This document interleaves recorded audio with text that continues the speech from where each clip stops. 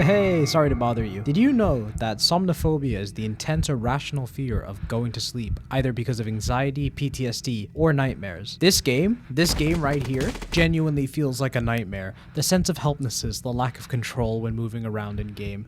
Hey wait, are you awake or are you asleep? You don't seem to be moving. You're just kind of looking at me with your big old eyes. Which brings me to the game itself, which, go figure, is called Fear of Sleep. A sci-fi horror survival game that takes place in a military facility underground. You play as R-01, but is referred to as Roy for convenience sake. Roy is a service robot that shambles around the base with the same posture as someone going into school early in the morning. He also turns at the speed of an IS-2. Yes, I have been playing War Thunder as of late. How could you tell? So, first thing I saw was a little terminal that had a letter from an individual called Dr. Michael Stanislow. Stanislow. But the letter in question tells us that Dr. Stanislow is the one that authorized Roy's AI model, which is already something that has my brain already questioning things. But then it mentions how us as Roy is experiencing dreams.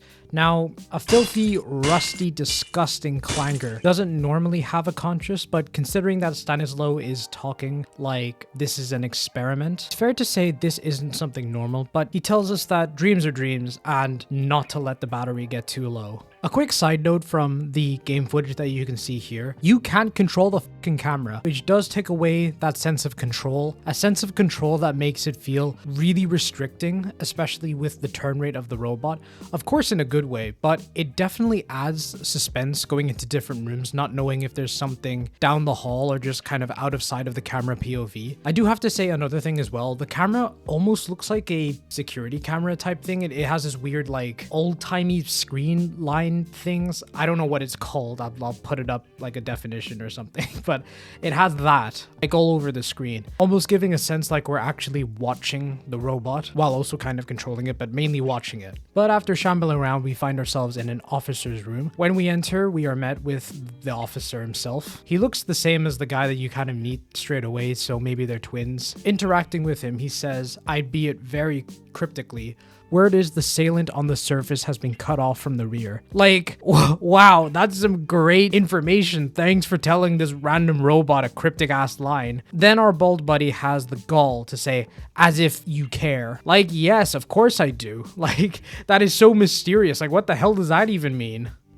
But after ignoring his request to not touch any of his stuff, we go through his computer and read some of his notes and messages that he sent to some corporal. First one's literally just dissing us. Like, he's just saying how bad we are at our little thing and how we just do stuff really shittily, I guess. The next one is pretty concerning though. It mentions how Craig, the server tech, apparently hit his head with everyone getting sick? Okay. And that central infirmary is at capacity and that they had to stuff him in the junk closet on level 2. I'm sorry, what? Why is the infirmary in this military base at capacity? And why is it that the server tech hits his head and everyone gets like sick and then they just decide to stuff him in the junk closet all FNAF little child style? Like what? But the last message isn't anything special, just laying into this temporary server tech, just calling him lazy as fuck. And finally, we get to read a little note on his desk. The note in question being from the officer's child.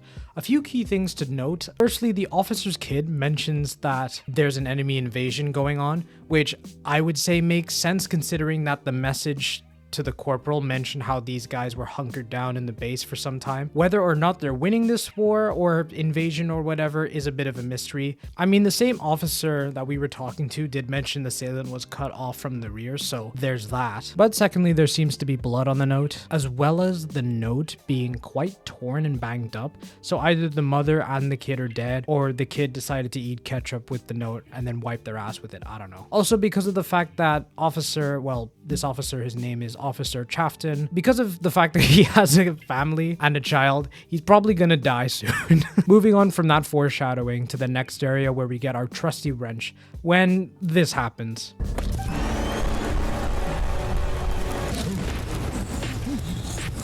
In my defense, Okay, I don't really have one.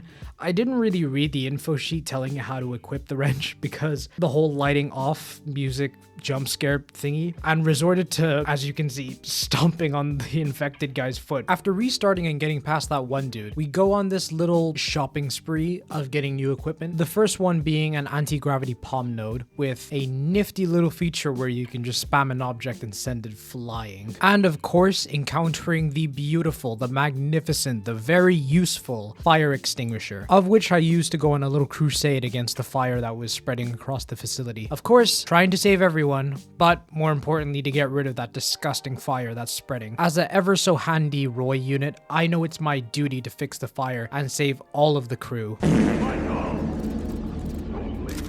Yeah, so I kind of figured that if I click crouch and jump, like what you do in Gmod, you can get into kind of smaller spaces that don't lead to anywhere. And because I didn't save, I had to start from the very beginning. Restarting and doing everything again, we find some more interesting rooms. The weed room with a bunch of batteries inside, a path with disgusting fire to extinguish, a break room where we have to crawl in the vent FNAF style, finding this one guy.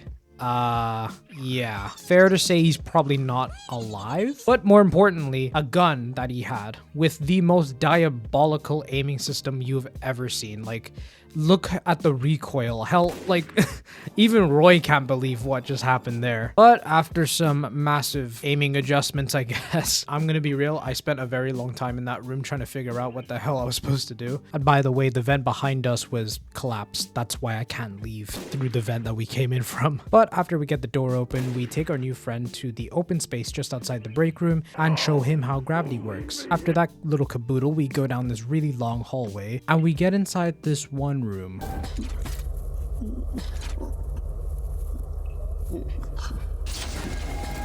Guys, I think we found Craig. Still alive with heavy bleeding around the head. It's fair to say he might be an important person later on. But leaving that room for now, we crawl through yet another vent and end up fighting some more infected, along with finding yet another happy person just laying there. So naturally, I decided to give Craig a new friend. You know, just to keep him company. Now at this point, I was just kind of stuck. The door that I needed to go through required something more powerful than our wrench and gun. Earlier, I found some shotgun ammo, and with no real place to go, I decided to backtrack. There were infected in rooms I had already visited, so I knew I was doing the right thing, eventually finding the shotgun we needed, but it replaces the reliable extinguisher. Making our way back and dealing with some infected in ways the developer definitely wanted the player to deal with them. Punching through the glass, we kidnapped the meat bags and used them to open the door. We needed this one soldier with a blue armband, or blue badge, or whatever the fuck it's called, to get into the final door, and that's where the demo comes to an end. I definitely think Fear of Sleep is very interesting, environmentally and story-wise. I've said this before, but the game feels so restricting in the best way possible.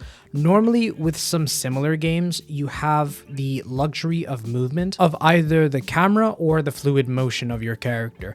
But here, the camera is at awkward angles at times, and of course, you turn so unbelievably slow. And like the mystery around the whole area, like what's the invasion? Are the soldiers hiding in the bunker for a good reason? Is the infection some sort of biological weapon used on the base? Is this one big nightmare? I don't know. But yeah, definitely check it out. The demo is very short. If you're not a buffoon like me, you'll probably get it done in like half an hour. Final thoughts? Yeah, very good. Bye.